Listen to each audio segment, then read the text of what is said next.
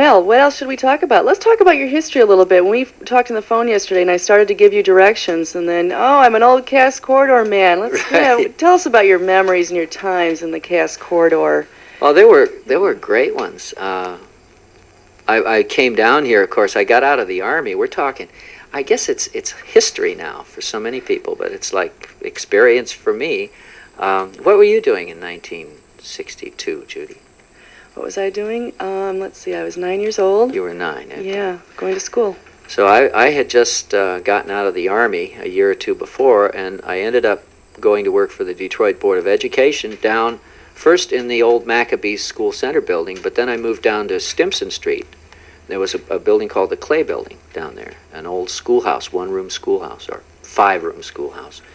And I worked for the Board of Ed there, and the Great Cities School Improvement Project, which was a project designed to foster effective means of educating kids who weren't middle-class kids. Because somebody had come up with the observation that the way we took kids who were essentially middle class in values and parents, and we were pretty good at educating them, but we couldn't work with kids who were from Appalachia or from the Deep South, minorities and so on, very effectively. So we had programs, and that's where Head Start came from, among others. That's probably the best known program to come out of the Detroit School Improvement Project.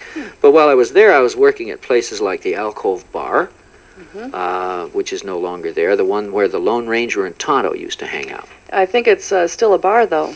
It's just and it was got a different owned name. by a guy named Big Al, Yeah? who periodically, when I had a good night, would say to me, "Hey, Charlie, I got to send you out to Vegas. I got a friend named Tomato Face help you out there." And I'd say, "Gee, thanks a lot. See myself as a lounge act in Vegas, right? On my way."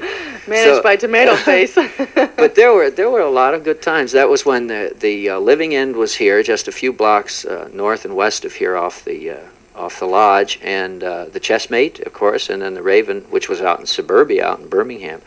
And there were people here, just an amazing number of folks, all the time. I can remember that was when I was back in the days when I imported my wife from Canada, and we had a gathering, the Joni and Chuck Mitchell gatherings, where people like Bruce Langhorne and Eric Anderson would hang out with us, and Dave Van Ronk stayed there. Tom who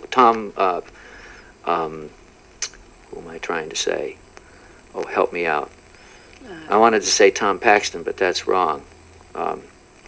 Big Rush? Tom Rush, thank you. Tom Rush's lung collapsed while he was climbing the 5 flights of stairs to our 5th floor walk-up, and he had himself operated on at Sinai Hospital. Oh, nice. Convalesced, and gave up smoking cigars at that time. Let's see, what else? I remember hearing Gordon Lightfoot brought his new single over for people to listen to, and it happened that he and Dave Van Ronk and Jack Elliott, Ramblin' Jack Elliott, were all in town one night working various clubs or just passing through. And there was a place around the corner from us on the corner of, what's the street north of Ferry? Somebody yell it through the radio. Palmer. Corner of Palmer and Cass, there was a place called the Piccadilly, which was a bar. And it was frequented by a lot of people, retired and older folks who lived in the hotel on the corner of Woodward and Palmer. I've forgotten the name of that. But Jack Elliott was standing there in his cowboy hat with his real thick glasses that he wore, and a great big huge Mackinaw with a fur collar. And Dave Van Ronk was sitting there with me, and we were drinking shots in a pitcher. And I've forgotten. I think Lightfoot was there, and there were people playing pool and stuff. And Jack Elliott was just sort of standing in the middle of the room, musing the way he did, and just looking unusual for this part of town. And who should stroll in but a little old lady who was, I think, considerably several sheets to the wind. And she walked in, and she looked up at this man standing in the middle of the bar, and she said, because of his dress, she said, "Sing me a song, cowboy."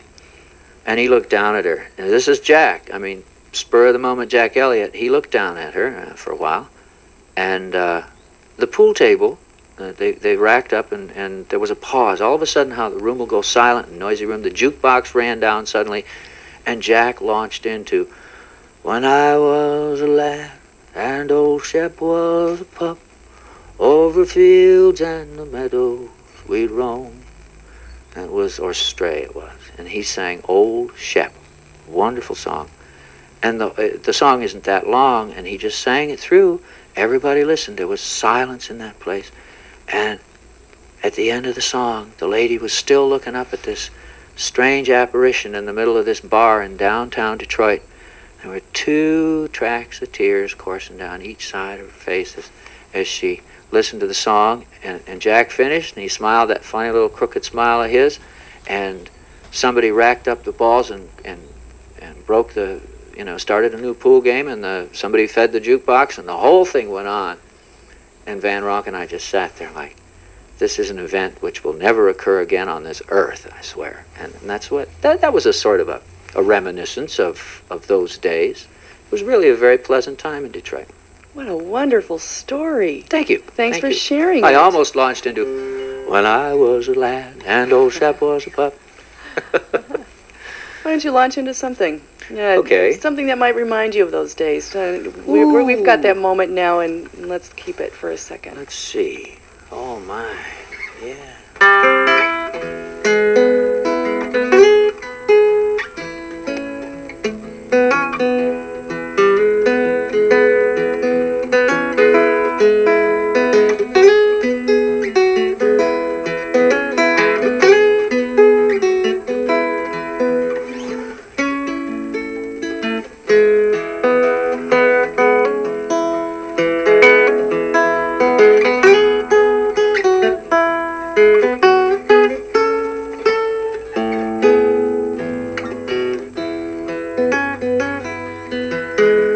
Played around and I've stayed around this old town too long. Summer's surely gone, winter's coming on. I played around and I stayed around this old town too long, and I feel like I gotta travel on. There's a lonesome freight at 6:08 rolling through the town, rolling through this town. I be homeward bound. Lonesome freight at 6:08 rolling through this town, and I feel like I gotta travel on.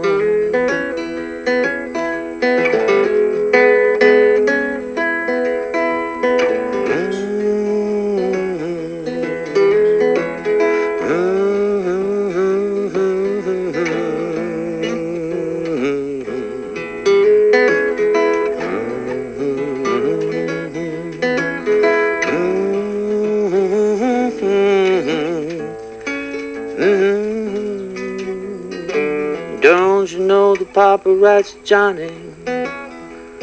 Johnny, he can't come home.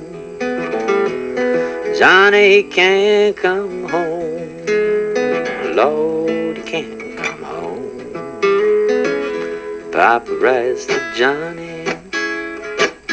Johnny can't come home. He has been on that chain gang too long. Lord, I played around and I stayed around this old town too long. Summer's almost gone, winter's coming on. Played around and I stayed around this old town too long. Feel like I gotta travel on.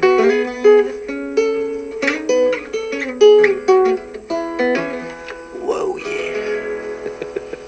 yeah. We used to sing stuff like that, sitting on our stools throughout the city. That was when Phil Esser was working bars, and Ronnie Coden and me and Bob Potion. We'd all sing songs from the Brothers Four and the Kingston Trio and Joan Baez, and just sing and sing and sing. It was like being sort of like an Android jukebox, but it was an easy kind of level energy output where you'd sing tunes like that. And Train pulled out and the whistle blew with a low and a lonesome sound. She's gone, what can I do? And left me here alone. You put a whole lot of sentiment into these tunes. In fact, I listen to some of the things that I used to do. I've been reviewing old tapes, and I think, my goodness, what an innocent I had to be in order to sing that song with such feeling. No experience, but a lot of feeling. Oh, dear, yes. In fact, as soon as you acquire the experience, you realize how, to some degree at least, superficial these songs are. That one I don't consider superficial. That's a nice moving along song. Yeah. But some of them were, at least when sung by innocent, blue-eyed, wasp-type, aspiring folk singers. You know, it's like, it's very difficult to sing the songs of the people if you've never had those experiences, but you try, you know. You get a vicarious kick out of doing it, I guess. And evidently your audience does too, because they all sit, nod their heads and say, yeah,